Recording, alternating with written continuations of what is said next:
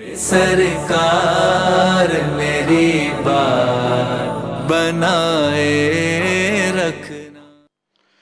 औज़ुबिल्लाहि मिनश्शैतानिर्रजीम, बिस्मिल्लाहिर्रहमानिर्रहीम। तमाम तारीफ़ें अल्लाह रब्बुल इज़्ज़त के लिए जो खालिक व मालिक है। दुरूद व सलाम प्यारे आका करीम रऊफ़ुर रहीम ख़ातमुन नबीयीन हज़रत मोहम्मद मुस्तफ़ा सल्लल्लाहु तआला अलैहि वसल्लम, उनकी आल और उनके असहाब पर। नाज़रीन किराम, प्रोग्राम हम और हमारा इस्लाम के साथ आपका मेज़बान सैयद हम्माद हुसैन हाज़िर खिदमत। अल्लाह का फ़ज़ल है कि रमज़ान मुबारक के इस बाबरकत महीने में हमें इल्म दीन सीखने और उस हवाले से गुफ्तगू करने और बहुत से वो सवालात जो आपके ज़हनों में पाए जाते हैं उनको यहाँ उलमा के सामने पेश करने की सआदत हासिल हुई। और यकीनी तौर पर यही वो लोग हैं जो कि आप तक मुस्तनद इस्लाम की तालीमात पहुँचाने का ज़रिया हैं। इस शो की ख़ास बात यह है कि जो शख्सियत हमारे साथ मौजूद होते हैं वो यकीनी तौर पर आलम इस्लाम में अपना मुनफरिद मकाम रखते हैं।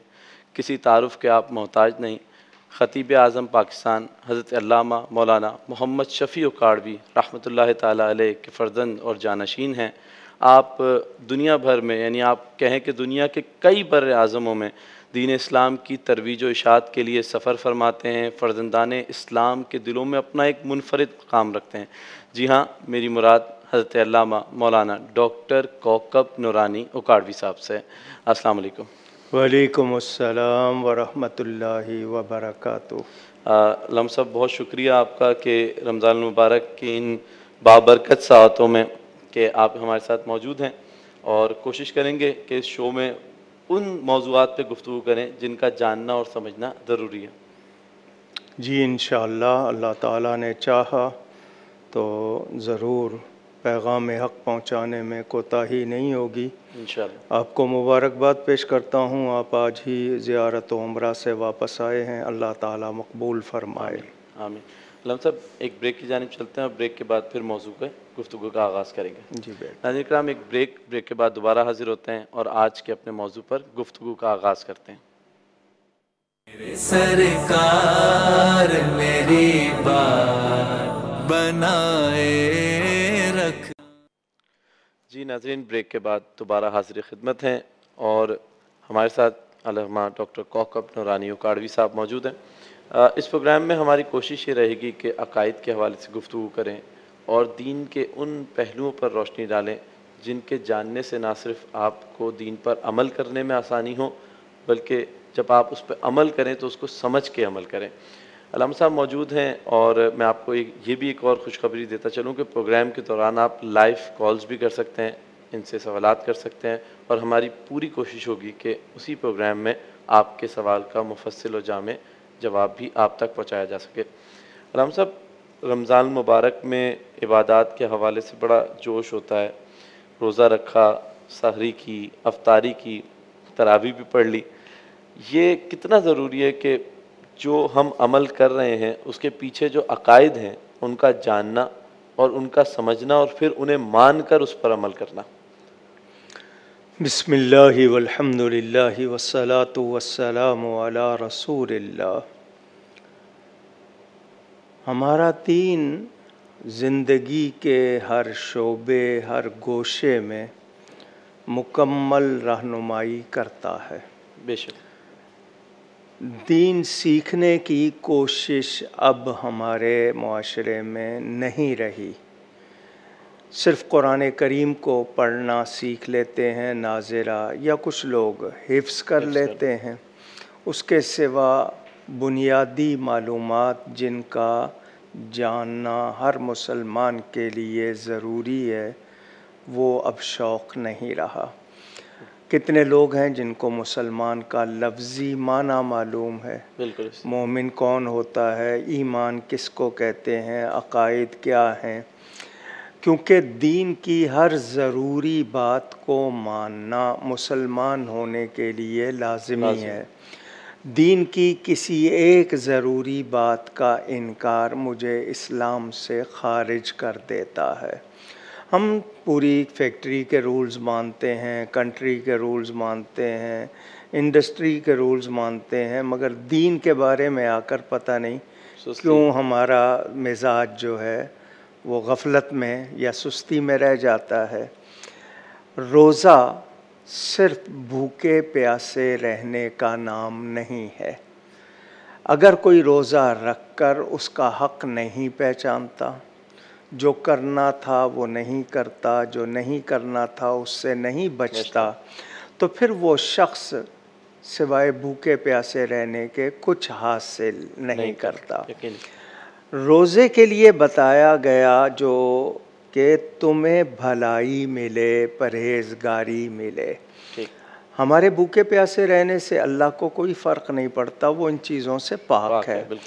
تو میں نے یہ جاننا ہے کہ اس ایک مہینے میں مجھ پر جو روزے فرض ہوئے ہیں تو وہ غرض و غایت کیا ہے؟ قرآن نے واضح کر دیا، لعلکم تتقون، تمہیں پرہیزگاری ملے، تم ستھرائی حاصل کرو۔ اب اس میں مجھے اپنے ظاہر کو بھی پاک رکھنا ہے، باطن میں جو چیزیں 11 مہینے میں خیالات، معمولات، مشغولات، مصروفیات کی وجہ سے اندر گھر کر چکی ہیں، ان کو جانچنا ہے۔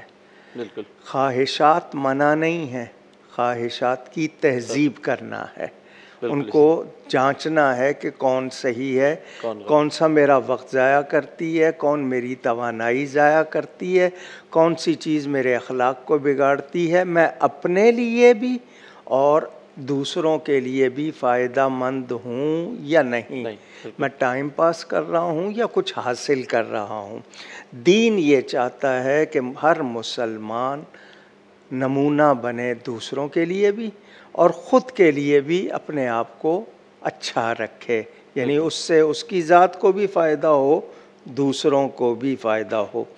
روزہ رکھ کر سب سے پہلا کام میرا جو ہے وہ یہ کہ میری کوئی حرکت، جنبش نافرمانی میں نہ ہو۔ اب اس میں فرائض، واجبات، سنن، مستحبات یہ ہم ذکر کرتے ہیں۔ فرائض لازمی ہیں، واجب ضروری ہیں، سنن سنتوں کو کہتے ہیں جن کے کرنے سے ہمیں اور اچھائی ملتی ہے، نکھرتے ہیں۔ مستحبات پسندیدہ باتیں جن سے اخلاق بھی سنورتے ہیں، مزاج میں نیکی کا رجحان بڑھتا ہے۔ اب مجھے یہ بتائیے کہ میں اکیلا ہوں، غسل خانے میں ہوں یا کمرے میں ہوں، مجھے کوئی دوسرا فرد نہیں دیکھ رہا، میں اس حالت میں بھی کیوں احتیاط کرتا ہوں کہ جس رب کے لیے میں نے روزہ رکھا ہے وہ مجھے دیکھ رہا ہے؟ تو کیا وہ صرف رمضان میں دیکھتا ہے؟ یہ مجھے ایک مزاج مل رہا ہے، میں باقی وقتوں میں گناہ سے نہیں ٹلتا، رمضان میں کیوں ٹلتا ہوں؟ تو اس رمضان سے سیکھ لوں تاکہ آئندہ زندگی بہتر ہو جائے۔ اور وہ جو رسول پاک صلی اللہ علیہ وآلہ وسلم نے فرمایا کہ میری امت کو معلوم ہو جائے کہ رمضان کیا ہے تو وہ تمنا کریں کہ پورا سال ہی رمضان ہو، یعنی یہ کوئی معمولی ساعتیں نہیں ہیں، یہ ایک طرح سے کہہ لیجئے موسم بہار ہے نیکیوں کا۔ کیا بات ہے! اور اس میں ثواب کو مضاعف کر دیا گیا، یعنی بڑھا دیا گیا، نفلوں کا ثواب فرضوں کے برابر، فرضوں کا 70 گنا زیادہ، شوق بڑھے۔ آپ کا یہ مہینہ گزرے ہی عبادت میں، آپ کا سونا جاگنا بھی عبادت ہو جائے۔ علامہ صاحب یقینی طور پہ آپ ہوں ٹی وی پہ اور کالز نہ آئے تو لائیو کالز کا بھی تانتا بننا شروع ہو گیا۔ جی کالرز ہیں۔ جی السلام علیکم، کون صاحب اور کہاں سے گفتگو کریں؟ السلام علیکم۔ وعلیکم السلام۔ جی منصور صاحب سوال کیجیے گا۔ اچھا، سب سے پہلے تو مفتی صاحب کا بہت شکریہ، مہربانی کہ یہاں آئے ہیں اور ہمارے کو اتنی اچھی اچھی باتیں بتاتے ہیں۔ اصل میں تو رمضان کا سلسلہ دیکھ رہا تھا، لیکن آج شروع میں نے دیکھا کہ آپ لوگوں کے اس میں آیا کہ اعمال اور عقائد کا، تو مفتی صاحب سے مجھے ایک سوال کرنا ہے، عاجزانہ ایک سوال، کہ میں قرآن کا ترجمہ پڑھ رہا تھا، اس کے اندر حضرت ابراہیم علیہ السلام کا ایک واقعہ میں نے پڑھا کہ انہوں نے چاند کو دیکھا تو کہا کہ کیا یہ میرا خدا ہے، سورج کو دیکھا تو کہا کہ یہ میرا خدا ہے، یعنی مفتی صاحب تو اچھی طرح سمجھ گئے ہوں گے میرے سوال کو۔ تو میں یہ سمجھنا چاہ رہا ہوں کیا انبیاء جب اس عمر کے حصے میں ہوتے ہیں تو کیا انبیاء کو پتہ نہیں ہوتا کہ ہم نبی ہیں؟ اور دوسری بات ایک اور میں نے حدیث کی پڑھی کہ حضور علیہ السلام پہ جب ایک وقت ایسا ہے کہ آپ علیہ السلام پہاڑی پہ تشریف لے گئے اور کئی دفعہ ایک دفعہ یا دو دفعہ کوشش کری ہے سرکار علیہ السلام نے کہ وہاں سے چھلانگ مارنے کی، لیکن حضرت جبریل علیہ السلام کو دیکھتے تھے تو سرکار علیہ السلام پھر جو ہے نا واپس آ جاتے تھے. یہ میں نے ایسی حدیث سنی ہے. مفتی صاحب یہ بتائیں کہ ایسی کوئی حدیث ہے یا نہیں، اور اگر ہے تو ذرا رہنمائی فرما دیں، بڑی مہربانی اور احسان ہوگا آپ کو. ٹھیک ہے، بہت بہت شکریہ. یقینی طور پہ پروگرام کا یہی موٹیو ہے کہ آپ تک عقائد کی صحیح تعلیمات جو ہے پہنچائی جائیں، اور یہ جو آج کل سوشل میڈیا کا دور ہے اس میں لوگ واقعات کو حدیث بتا کے بھی پیش کر دیتے ہیں، تو ایسے ہی سوالات آپ کے نہیں بہت سے لوگوں کے دلوں میں اور ذہنوں میں جو ہے جنم لیتے ہیں. جی علامہ صاحب، سوال آپ سمجھ گئے؟ جی، اس میں سب سے پہلی بات یہ ہے کہ جس کو ہم نبی کہتے ہیں، بالکل، نبی کے معنی المخبر عن الغیب، غیب کی خبریں دینے والا، بالکل، اور نبی اللہ کی طرف سے سکھا کر بھیجا جاتا ہے. وہ اللہ کا شاگرد ہوتا ہے، کسی انسان کا شاگرد نہیں ہوتا. قرآن میں واضح ہے وَكُلًّا آتَيْنَاهُ حُكْمًا وَعِلْمًا، ہم نے سب نبیوں کو علم اور حکم عطا کیا. نبی جانتے ہیں مگر ان کے بہت سے کام لوگوں کی تعلیم کے لیے ہوتے ہیں. خدا شناسی، اللہ تعالیٰ کو پہچاننا. حضرت ابراہیم علیہ السلام نے جس قوم میں آنکھ کھولی تھی وہ قوم بتوں کی پوجا کرتی تھی. اور آپ کو قرآن میں پتہ چلے گا مظاہر قدرت، یعنی جن سے قدرت ظاہر ہوتی ہے، کوئی چاند کی، کوئی ستاروں کی، پانی کی، آگ کی پوجا کرنے والوں کا ذکر ملتا ہے. تو حضرت ابراہیم نے اس قوم کو بتایا، ساتھ ہی تو جواب بھی موجود ہے. اگر ستارے کو کہا، چاند کو کہا، سورج کو کہا، اور ساتھ ہی میں اس کی کیفیت بھی ہے کہ یہ تو چھپ جاتا ہے، یہ تو چھوٹا بڑا ہو جاتا ہے، یہ بہت بڑا، یہ بھی اندھیرا بھی ہو جاتا ہے. تو اصل میں یہ خدا شناسی کے لوگ عقل ملی ہے پہچان کے لیے. اللہ تعالیٰ کو پہچانو، اور رب نے اپنی پہچان کے لیے ہی نبی بھیجے ہیں، وہی آ کے ہمیں سکھاتے ہیں. تو نبی کبھی بھی بغیر علم کے نہیں ہوتا، اس کا علم اللہ کی طرف سے عطا ہوتا ہے. تو یہ گمان نہیں. اور نبی پاک صلی اللہ علیہ وآلہ وسلم کے لیے جو آپ نے سوال کیا، آپ نے صرف یہ اس میں سے پڑھا، لیکن مجھے یہ بتائیے کہ اگر حضور کو ڈر تھا اپنی جان کا تو پھر گرانا کیوں چاہتے تھے؟ اگر خوف تھا اپنی جان کا تو پھر گرانا کیوں چاہتے تھے؟ یہ جو ثقل ہے، بوجھ ہے وحی کا، اس کو سمجھنا چاہیے کہ یہ عام آدمی کے بس کی بات نہیں.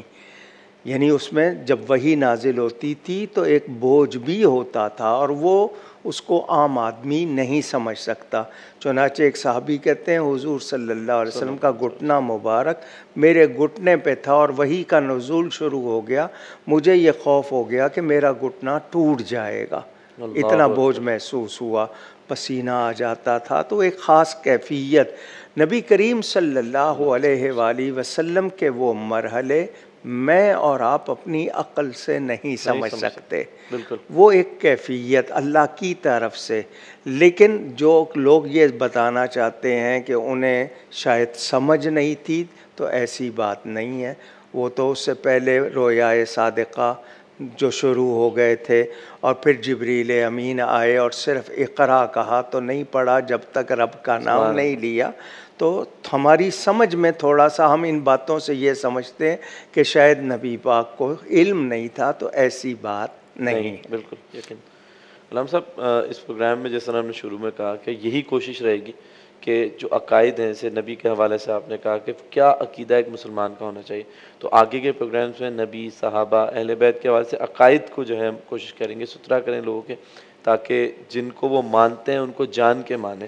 ہم نبی کے لیے یہ پہلی بات تو یہ جان لیں کہ نبی بشر ہوتے ہیں، بالکل، مگر ہمارے جیسے نہیں ہوتے.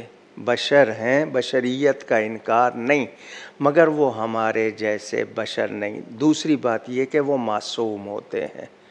اللہ کی طرف سے فرشتے اور انبیاء یہ معصوم ہیں، ان کے سوا کوئی معصوم نہیں، وہ جیسے معصوم ہے کوئی اور نہیں ہو سکتا۔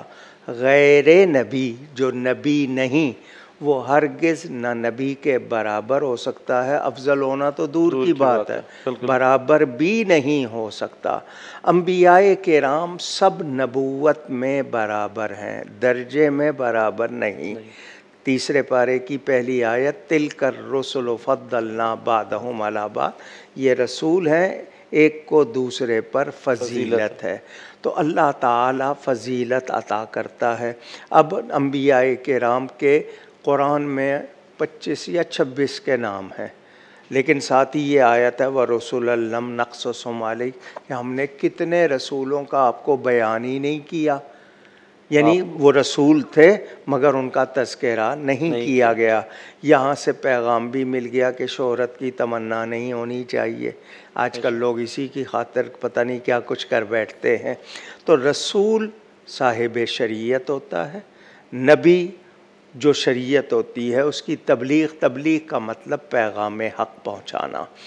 ان میں بشری کمزوریاں ہم نہیں مانتے، یہ ہمارا عقیدہ ہے، اور پھر قرآن نے خود ان کا جو مرتبہ بیان کیا ہے، تو نبی کے لیے عقیدہ یہ رکھنا ہے کہ نبی اللہ کی طرف سے ہے، اللہ تعالیٰ کا بھیجا ہوا ہے، وہ بظاہر بشر ہے مگر ہم جیسا نہیں ہے، اس کے اندر خصوصیات ہوں گی۔ اب آ جاتا ہے کہ معجزہ اللہ تعالیٰ کا کام ہے، ظاہر نبی سے ہوگا، عقل کو عاجز کر دینے والا کام، اور نبی جیسا علم بھی کسی اور کا نہیں ہوگا، کیونکہ وہ اللہ کی طرف سے وَعَلَّمْنَاهُ مِن لَّدُنَّا عِلْمًا قرآن میں ہے، الرحمن علم القرآن قرآن میں ہے، اور وَفَوْقَ كُلِّ ذِي عِلْمٍ عَلِيمٍ یہ بھی قرآن میں ہے۔ تو اللہ تعالیٰ نے اپنے نبیوں کو اپنا مظہر بنایا ہے، ان سے ہمیں اللہ کی تعریف بھی ملتی ہے، تعارف بھی ملتا ہے، پیغام بھی ملتا ہے۔ ان کی پیروی کرنے سے ہمیں آسانی، مثلا میں آپ کو کوئی چیز بتاؤں لیکن اس کا عملی نمونہ آپ کے پاس نہ ہو، آپ کو 100 دشواری ہوگی کہ میں صحیح کر رہا ہوں یا نہیں کر رہا، پریکٹیکلٹی میں کس طرح کام کرنا۔ تو وہ نبیوں نے آ کر ہمیں دین سکھا بھی دیا، عمل کرنا سکھا بھی دیا، ہمارے لیے آسانیاں کی ہیں، اور ان کی وجہ سے ہم پر اللہ کی کتنی نعمتیں ہوئی ہیں، کتنی بلائیں ٹلی ہیں۔ پہلے نبیوں کا جو تذکرہ قرآن میں ہمیں ملتا ہے وہ یہی کہ ہم پہلی قوموں سے سبق حاصل کریں، ان کو سمجھیں، تو اس سے ہمارے لیے آسانیاں ہیں۔ بالکل علامہ صاحب، یہی کوشش رہے گی پروگرام میں اسی طرح کے ٹاپک سے بات ہو۔ ناظرین کرام، چلتے ہیں ایک بریک کی جانب، بریک کے بعد دوبارہ حاضر ہوں گے اور کوشش کریں گے اسی ٹاپک کو آگے لے کے چلیں تاکہ آپ کے لیے اور رہنمائی ہو۔ سرکار میری بات بنائے رکھ۔ جی ناظرین، بریک کے بعد دوبارہ حاضر خدمت ہیں اور پروگرام میں گفتگو ہو رہی ہے۔ علامہ صاحب ہمارے ساتھ موجود ہیں۔ یقینی طور پر جب آپ کے سوالات آتے ہیں تو موضوع کا رخ تھوڑا سا اس جانب ہو جاتا ہے، لیکن کوشش کرتے ہیں کہ موضوع کی جانب رہیں اور اسی کے ساتھ چلتے چلتے آپ کے سوالات کے جوابات بھی دیں۔ علامہ صاحب، گفتگو ہو رہی تھی انبیاء کے حوالے سے، اور میرا پہلا سوال یہ تھا کہ ہم رمضان المبارک میں بہت سارے ایسے اعمال ہیں جو کرتے ہیں یا کرنے کی کوشش کرتے ہیں جو کہ ہم نارمل ڈیز میں نہیں کر رہے ہوتے ہیں، لیکن اس کے پیچھے کے جو فنڈامنٹل آپ کہہ لیں کہ عقائد ہوتے ہیں وہ ہمیں پتہ ہی نہیں ہوتے ہیں۔ جیسے ابھی آپ نے انبیاء کے حوالے سے فرمایا، تو رب کے لیے کیا ہمارا عقیدہ ہے، کیونکہ ہم رب کو رمضان المبارک میں اس طرح جانتے ہیں کہ ہم پانی پئیں گے تو دیکھ لے گا، لیکن پچھلے جو 11 مہینے ہمارے گزرے ہیں وہ عقیدہ کہاں چلا جاتا ہے؟ انسان کے لیے کتنی آیتیں ہیں کہ انسان ناشکرا ہے، بھول جاتا ہے، اس کے لفظ انسان میں نسیان موجود ہے، اور خطا نسیان سے مرکب رب کا لفظ اللہ کا صفاتی نام ہے، اللہ کا ذاتی نام تو اللہ ہی ہے۔ رب پالنے والے کو کہتے ہیں کہ میرا رب، اب قرآن پڑھوں گا تو سمجھوں گا۔ الحمدللہ رب العالمین، بسم اللہ کے بعد پہلی آیت ہے۔ تو رب العالمین، العالمین ما سوا اللہ، اللہ کے سوا جو ہے وہ العالمین، اس کا پالنے والا رب۔ میرے لیے زمین ضروری تھی، رب نے پہلے بنائی، ہوا ضروری تھی، آکسیجن، پانی، غذا، سب کچھ انتظام ہے۔ تو یہ سب کارخانہ قدرت کون چلا رہا ہے؟ رب تعالی۔ میں اس کو رب مانتا ہوں، وہ میرا معبود ہے، اس کے سوا عبادت کے لائق کوئی نہیں، یہ اس کا حق ہے۔ میں اس کی ذات، صفات، ناموں، کاموں میں کسی کو کسی طرح اس کا شریک نہ بناؤں۔ اللہ کے لیے مجھے پہچان ہونی چاہیے، سب سے پہلی بات یہ کہ وہ سراسر محبت ہے، مجھے اللہ سے پیار کرنا ہے۔ کیا بات، میں اس سے محبت کرتا ہوں، تو میں کیوں کرتا ہوں؟ یہ میری فطرت ہے۔ کوئی ذرا سی بات اللہ فوراً منہ سے نکلتا ہے، تو وہ رگے جاں سے زیادہ قریب ہے، جسم جسمانیات سے پاک ہے، مگر اتنا قریب ہے کہ میں خود اتنا قریب نہیں ہوں۔ وَهُوَ مَعَكُمْ أَيْنَمَا كُنْتُمْ، تم جہاں بھی ہو اللہ تمہارے ساتھ ہے۔ میری حفاظت ہوتی ہے فرشتوں کے ذریعے۔ اللہ نے میرے لیے میرے پورے بدن کو خادم بنا دیا ہے، میرے ہاتھ فوراً حرکت میں آتے ہیں میری بچاؤ کے لیے، تو میں ہر چیز میں اللہ کو دیکھوں، کیا بات، مجھے ہر شے میں اسی کے جلوے نظر آئیں، پھول ہے، پتی ہے، غذائیں ہیں، جو بھی یہ موسم ہے، ہر چیز اس کا مجھے پتہ دے رہی ہے، اور میں اسی سے غافل ہوں۔ میں پھول میں تو کھو گیا ہوں، پھول بنانے والے کو نہیں سوچ رہا۔ میں کلام تو پڑھ رہا ہوں، اس کلام کو نازل کرنے والے کو نہیں میں دیکھ رہا۔ مجھے قرآن کے الفاظ پڑھنے تو آ گئے ہیں، مگر ان میں میرے لیے کیا کیا ہے اس پہ میں توجہ نہیں دے رہا۔ تو اصل میں انسان غفلت کا شکار ہے۔ تو جو اللہ کہتے ہیں نا، جس نے اپنے آپ کو پہچان لیا اس نے رب کو پہچان لیا، من عرف نفسہ فقد عرف رب۔ تو پہلے لوگ جو ایمان لائے تھے ان کا یقین کیوں مضبوط تھا؟ وہ ہتھیاروں پہ بھروسہ نہیں، اللہ ہی پہ کرتے تھے۔ توکل کیوں تھا ان کے پاس، ہمارے پاس کیوں نہیں ہے؟ اس لیے کہ ہم دنیا میں گم ہو گئے ہیں، ہم نے اپنے آپ کو اس بھیڑ میں گم کر دیا ہے، اپنی پہچان کھو دی ہے۔ تو جو آج بھی کھوج رہے ہیں، آپ کے سامنے کیا کیا چیزیں لا رہے ہیں۔ انسانیت اسی کا ہی نام ہے کہ میں رب کو پہچان کر رب کی اس کائنات سے فائدہ اٹھاؤں اور پہنچاؤں۔ بالکل، یہ بنیاد ہے، ٹھیک، اگر یہ سمجھ آ جائے تو۔ بالکل۔ علامہ صاحب ایک کالر ہیں، ان سے کال۔ جی فیضان صاحب، السلام علیکم۔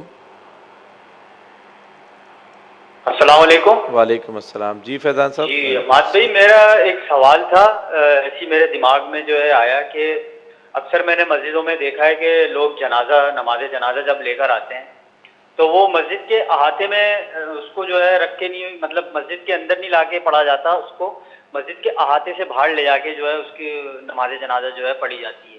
تو مطلب ایسا کیا ہے کہ کیا مطلب مردہ جو ہے وہ جو مطلب جو چلا گیا ہے دنیا سے، کیا وہ مسجد میں لانا اس کو مطلب صحیح نہیں ہے؟ مطلب اس کو احاطے میں رکھ کے اس کی نماز جنازہ پڑھنا مطلب کیسا ہے یہ؟ میرے دماغ میں یہ سوال اجاگر ہوا ہے، میں نے بولا میں علامہ صاحب سے اس چیز کے بارے میں تھوڑی سی وہ کر لوں تصحیح۔ جی بالکل فیضان صاحب، اس کا جواب آپ کو بریک کے بعد دیتے ہیں۔ ناظرین کرام، چلتے ہیں ایک بریک کی جانب، بریک کے بعد دوبارہ حاضر ہوں گے اور ان کے سوال سے ہی جو ہے جواب کے ساتھ جو ہے نا آغاز کریں گے گفتگو کا۔ سرکار میری بات بنائے رکھنا۔ جی ناظرین کرام، بریک کے بعد دوبارہ حاضر خدمت ہیں۔ بریک سے قبل ایک سوال آیا تھا جنازے کے حوالے سے کہ کیا وجہ ہے کہ جنازے کو مسجد سے باہر ہی رکھا جاتا ہے، تو اس کا مختصر سے جواب لیتے ہیں، اس کے بعد علامہ صاحب گفتگو کو جاری رکھیں۔ جی علامہ صاحب۔ ہمیں ایک بات یاد رکھنی ہے کہ ہم نے لفظ اسلام اور مسلمان کے معنی سمجھنے ہیں۔ بالکل، اسلام مصدر ہے گردن نہادن، گردن رکھ دینا۔ مسلمان کے معنی ہوئے گردن رکھ دینے والا۔ تو اس کا مطلب یہ ہے کہ کمپلیٹ سبمیشن، سراپا تسلیم و رضا بن جانا، اللہ تعالیٰ اور اس کے رسول کا حکم ماننا ہے، کیوں، اگر، مگر نہیں۔ اب ہمیں حکم ہے کہ جنازہ خارج از مسجد ہونا چاہیے، اذان خارج از مسجد سے باہر ہونی چاہیے کہ باہر والوں کو بلانا ہے، لیکن لاؤڈ اسپیکر کی وجہ سے اب مسجد کے اندر دینے لگ گئے۔ جنازے کے ساتھ ایک تصور بندھا ہوا ہے کہ کوئی نہ کوئی آلودگی ہو سکتی ہے، معمولی سی بھی اور زیادہ بھی ہو سکتی ہے، ضروری نہیں ہے۔ ہم بہت احتیاط کرتے ہیں کفن وغیرہ، اس کے باوجود کوئی آلودگی ہو سکتی ہے، اس لیے حکم دیا کہ باہر رکھا جائے۔ اور جب یہ حکم دیا تو اس میں اور بھی بہت سی ہیں، مثلاً جتنے نماز پڑھنے والے آ رہے ہیں، آپ کے سامنے ہوتا ہے، آج کل تو اور زیادہ ہو گیا کہ جی وہ جوتے اتار کے جائیں تو جوتے ہی نہیں ملتے بعد میں، لوگوں کا یہ اگر دیکھا جائے تو ہم ان چیزوں کو دیکھ کر تو اور زیادہ کہہ سکتے ہیں، تو اور پھر اس میں سجدہ بھی نہیں ہے میت سامنے، تو خارج از مسجد کا حکم دیا گیا ہے صرف پاکیزگی کی وجہ سے۔ تو جب حکم دیا گیا ہے تو اس کو ماننا ہے۔ اب میں اس میں اپنی طرف سے کہوں کہ نہیں جی ایسا نہیں ہے، تو اگر کوئی نہیں مانتا ہے تو اس کا یہ مطلب نہیں کہ حکم بدل جائے گا۔ بالکل اسی طرح علامہ صاحب ابھی آپ گفتگو کر رہے تھے رب کے حوالے سے، تو رب کی جانب سے جو احکامات ہیں وہ تو قرآن و سنت میں ہمارے لیے بالکل واضح ہیں۔ اس کے حوالے سے میں نے آپ سے سوال کیا تھا کہ عقائد کے حوالے سے کہ ہم 11 مہینوں کے دوران رب کے لیے جو عقیدہ رکھتے ہیں اور اس ایک مہینے میں جو اجاگر کیا جاتا ہے اس میں کیوں فرق رہ جاتا ہے؟ ایک ہوتا ہے علم، بالکل، ایک ہوتا ہے مشاہدہ۔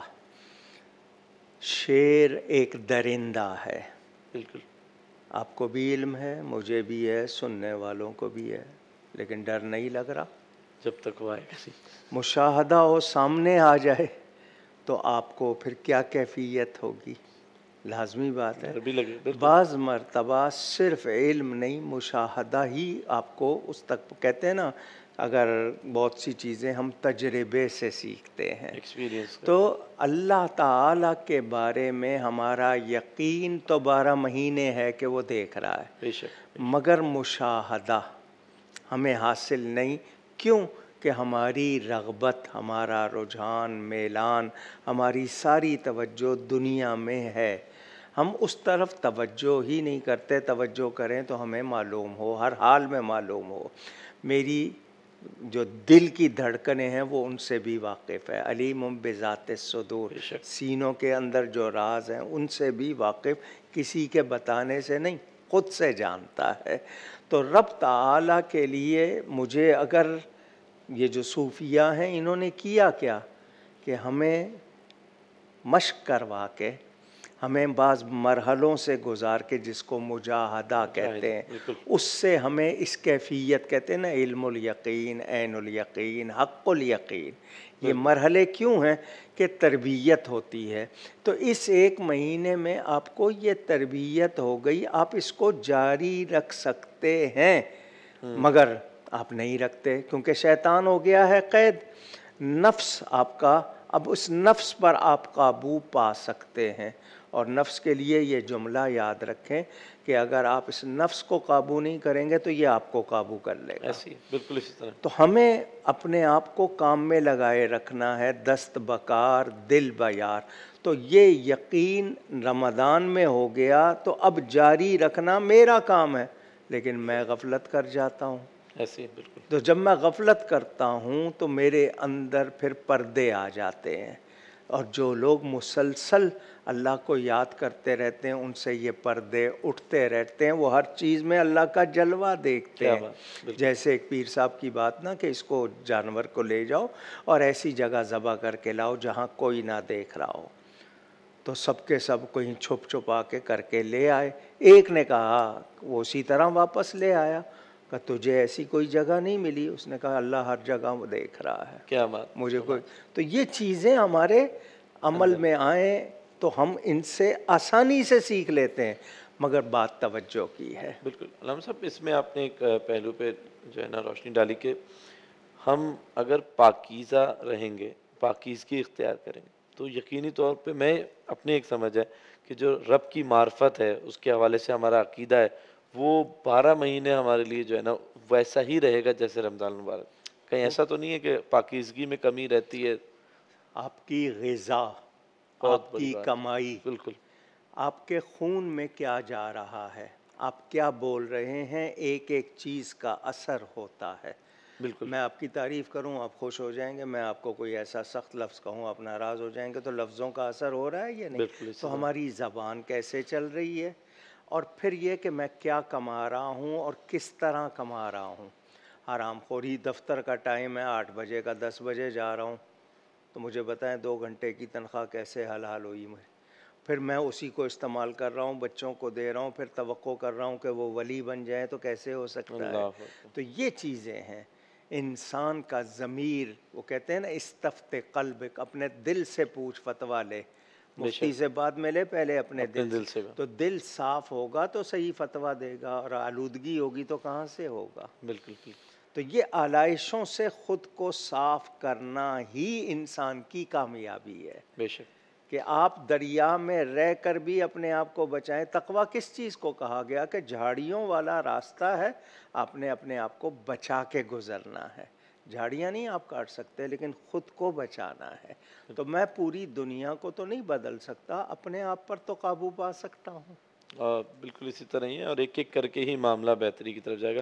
علامہ صاحب، آخری کلمات اس حوالے سے، اور بارہا میری کوشش یہ ہے کہ ویورز کو یہ بتاتا چلوں کہ اس پروگرام میں ہماری کوشش یہی ہوگی کہ عقائد کے حوالے سے گفتگو کریں، کیونکہ عقائد اگر مضبوط ہوں گے تو اعمال یا جو بھی عمل آپ کریں گے اس میں مزہ بھی آئے گا، ثواب بھی ہوگا، اور وہ مکمل بھی ہوگا۔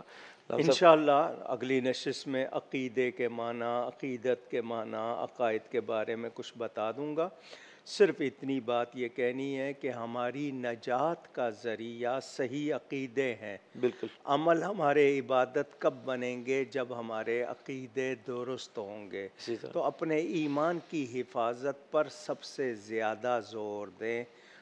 3 پارے کی آخری آیت لوگ اگر ہو سکے تو کھول کے پڑھیں، کہ روئے زمین کے برابر سونا ہو وہ ایمان کا بدل نہیں ہے۔ اللہ 1-2 تولے کی کتنی حفاظت کرتے ہیں؟